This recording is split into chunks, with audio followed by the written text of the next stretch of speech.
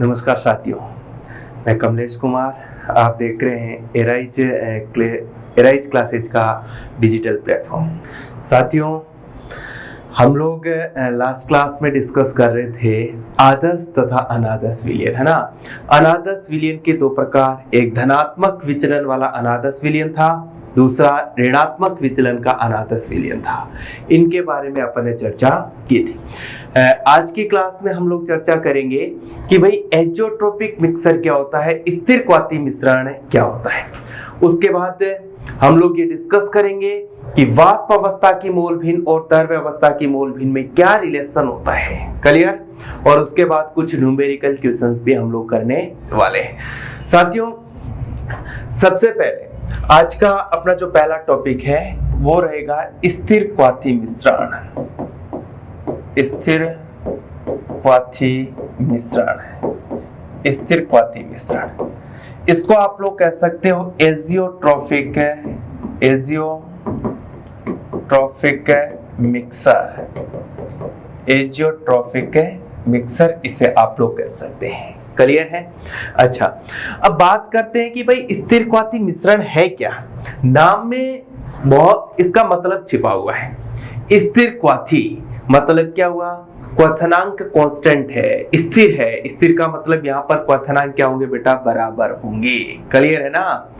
दो पदार्थ लिए जाएंगे, दोनों के क्वथनांक क्या होंगे, लगभग बराबर होंगे। तो ऐसा मिक्सर बनेगा, उसे आप लोग क्या कह सकते हो, स्थिर क्वाथी मिक्सर कह सकते हो। एक चीज आप लोग समझने की कोशिश करें।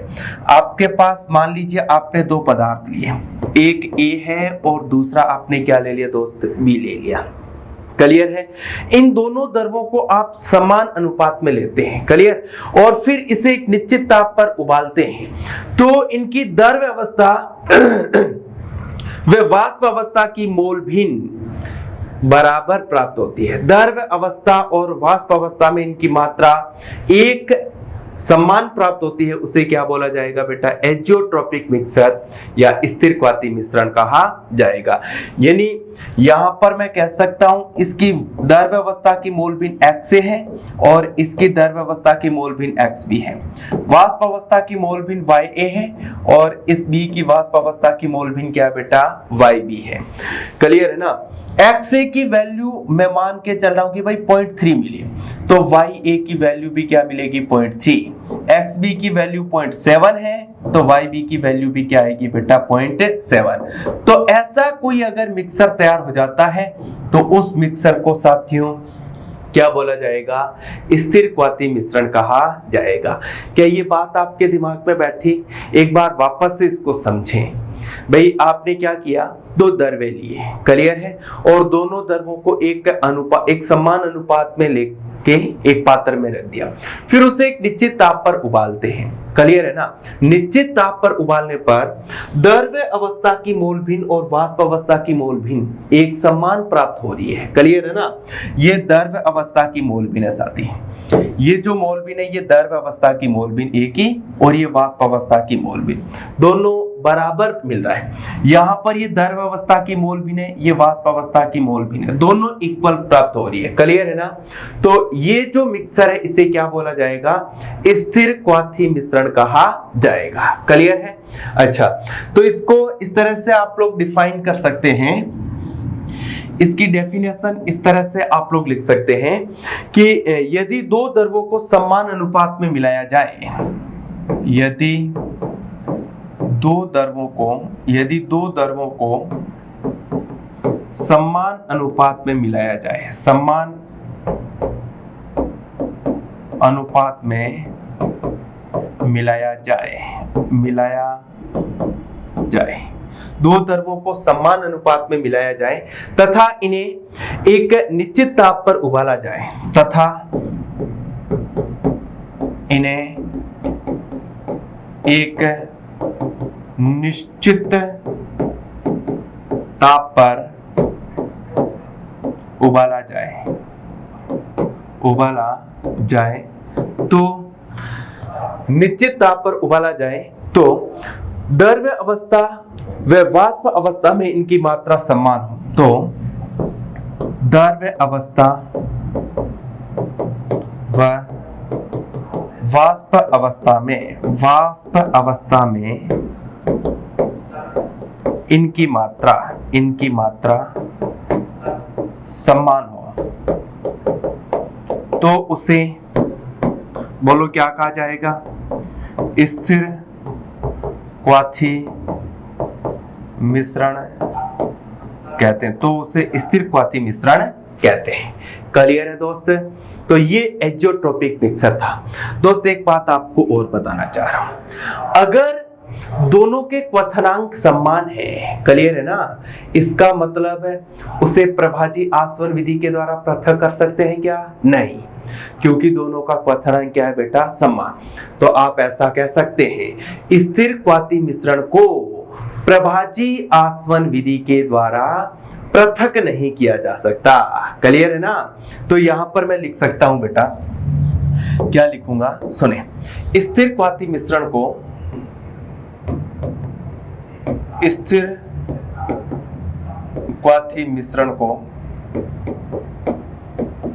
प्रभाजी आसवन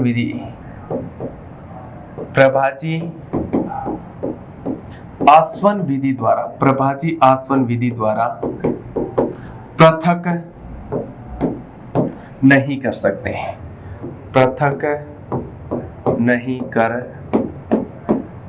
हैं, प्रभाजी आसवन विधि के द्वारा पृथक नहीं कर सकते। बेटा कोई पूछे क्यों नहीं कर सकते हैं, पृथक नहीं कर सकते हैं? क्योंकि रीजन क्या होगा बेटा? क्योंकि बेटा आप लोग कह सकते हो दोनों का क्वथनांक लगभग, बोलो क्या बेटा?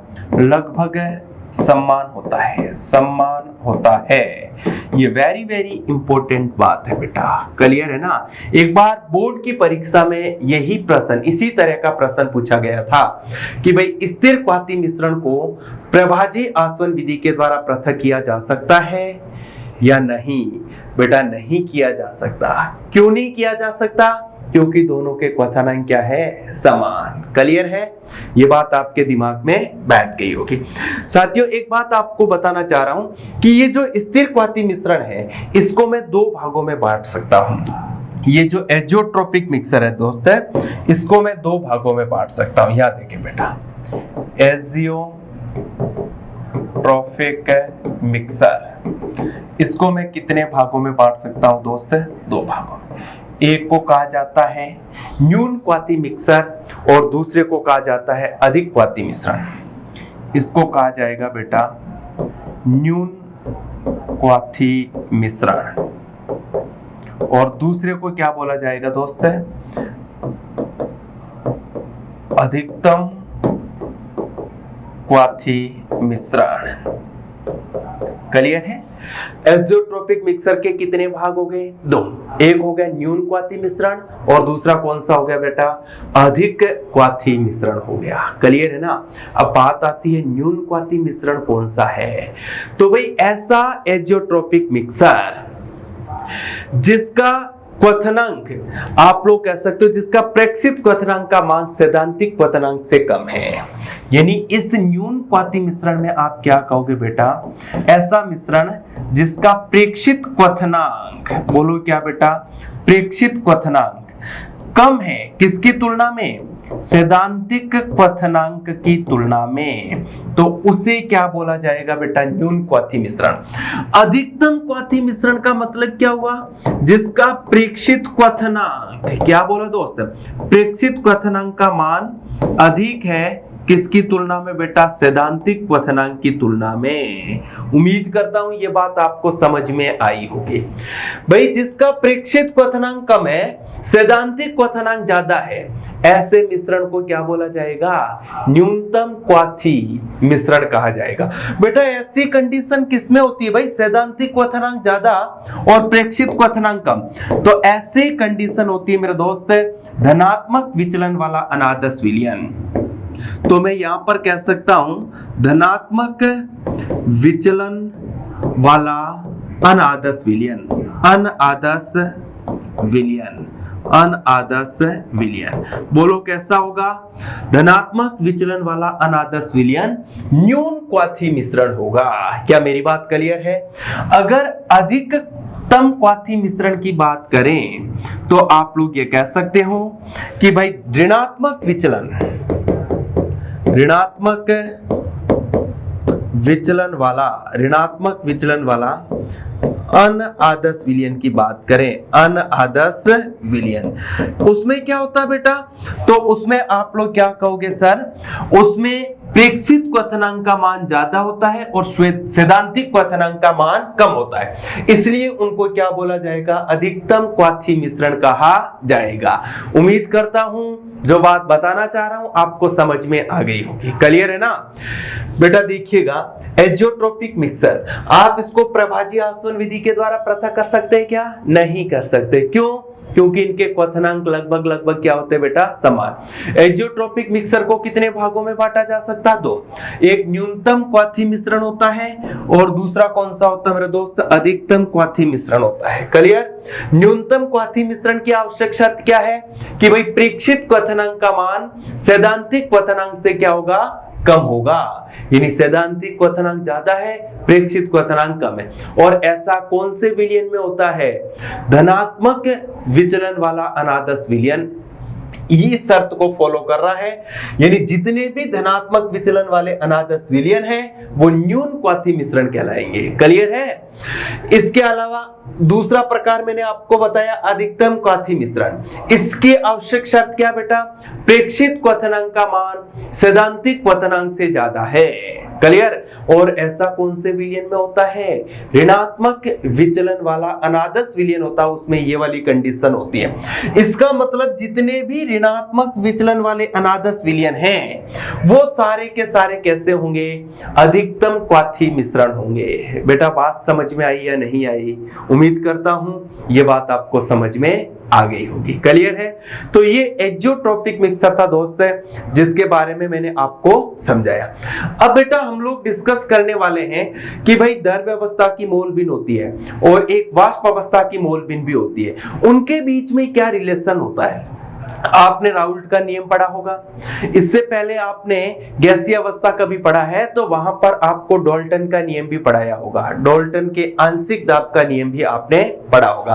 तो आइए देखते हैं द्रव्य अवस्था की मोल भिन्न और गैसीय अवस्था की मोल भिन्न में क्या रिलेशन है या वाष्प अवस्था की मोल भिन्न में क्या संबंध है। देखिएगा बेटा, द्रव्य अवस्था की मोल भिन्न, द्रव्य अवस्था की मोल भिन्न व वाष्प अवस्था की मोल भिन्न में, वाष्प अवस्था की मोल भिन्न में संबंध है। वाष्प अवस्था की मोल भिन्न में संबंध, क्या रिलेशन है द्रव्य अवस्था की मोल भिन्न और वाष्प अवस्था की मोल भिन्न में? साथी सुने, आपने नाम सुना होगा राउल्ट का नियम। राउल्ट के नियम से बेटा, राउल्ट का नियम क्या कहता है? राउल्ट का नियम आपको यही कहता है कि पी ए किसके इक्वल होगा? P A not X A के, व पी बी किसके इक्वल होगा मेरे दोस्त? P B not X B के इक्वल होगा। क्लियर? आपने नाम सुना होगा डाल्टन के नियम से। डाल्टन के नियम से बेटा, डाल्टन क्या कहता है? डाल्टन कहता है कि ए का जो आंशिक दाब है वो किसके बराबर होगा? ए की वाष्प अवस्था में मोल भिन्न इंटू कुल दाब के बराबर, और बी का जो आंशिक दाब है वो किसके बराबर होगा? बी की वाष्प अवस्था में मोल भिन्न इंटू कुल दाब।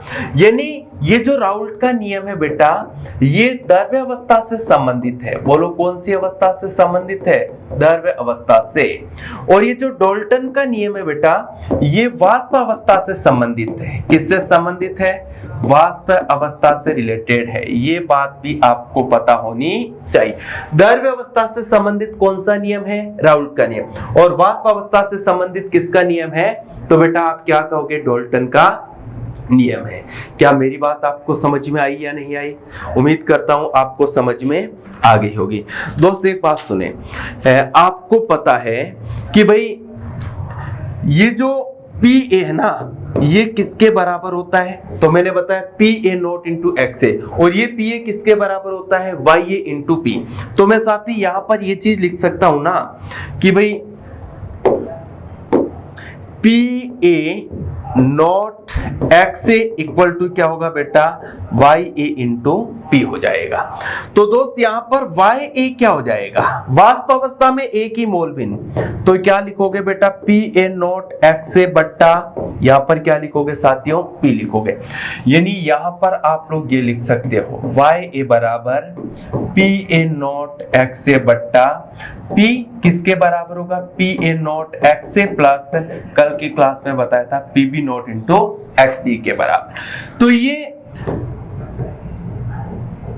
घटक ए या फिर पदार्थ ए की वाष्प अवस्था में मोल भिन्न हो गई। क्लियर है?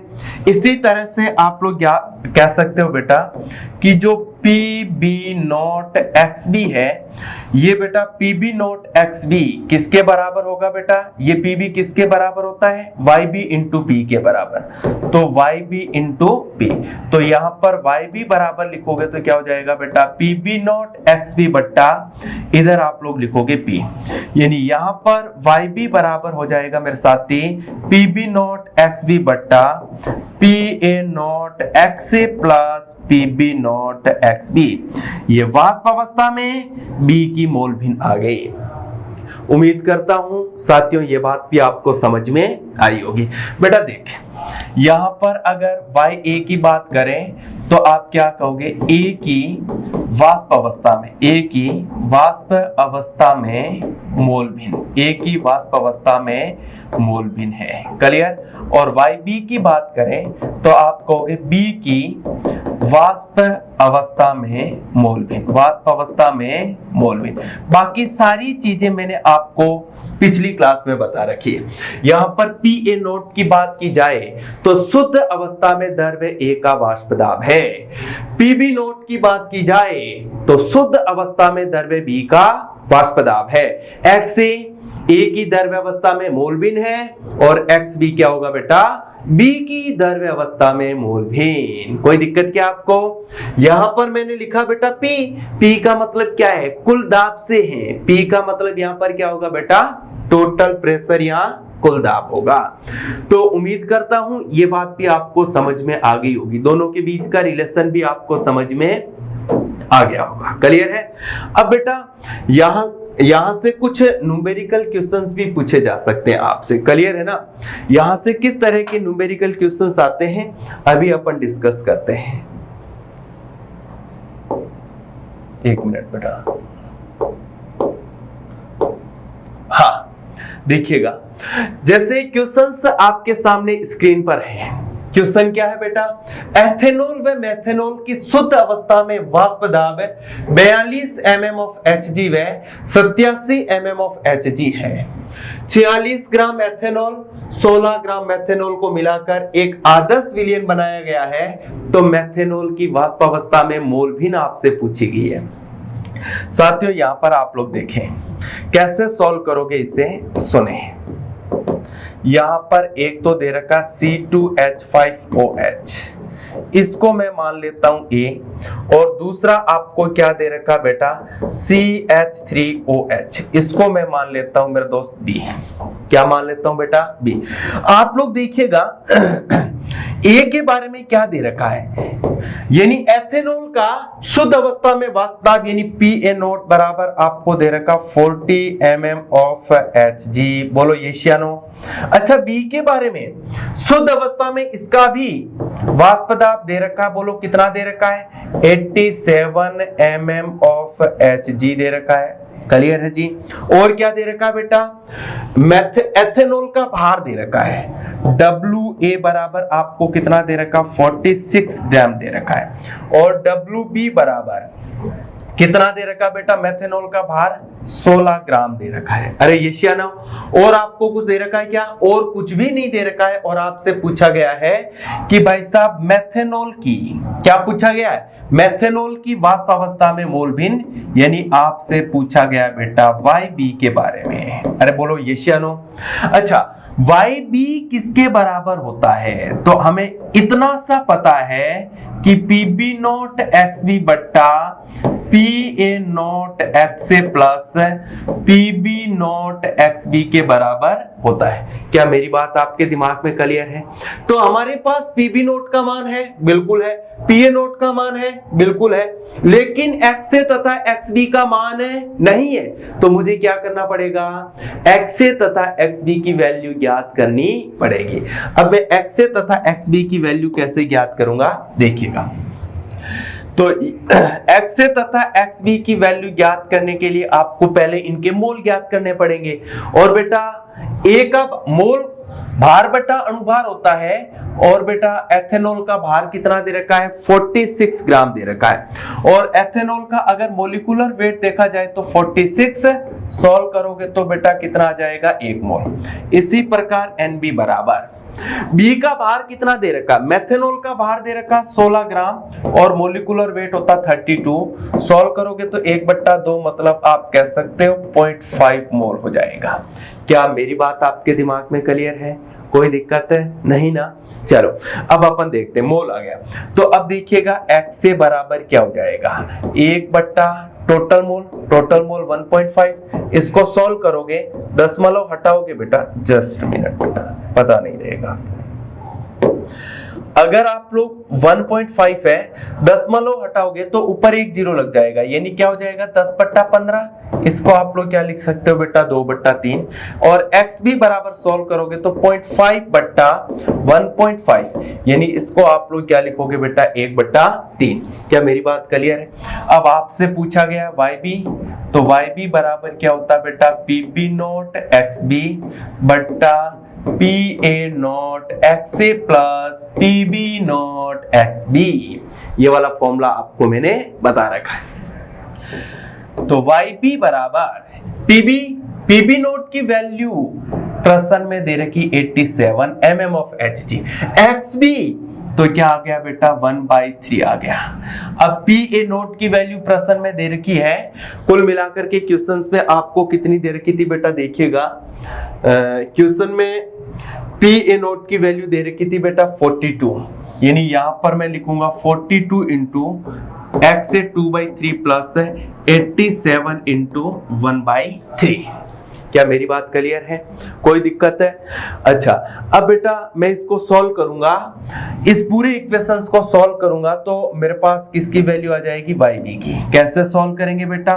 3 का भाग 8 में कितनी बार जाएगा? 2 बार, और 9 ऊपर कितना आ जाएगा? 29।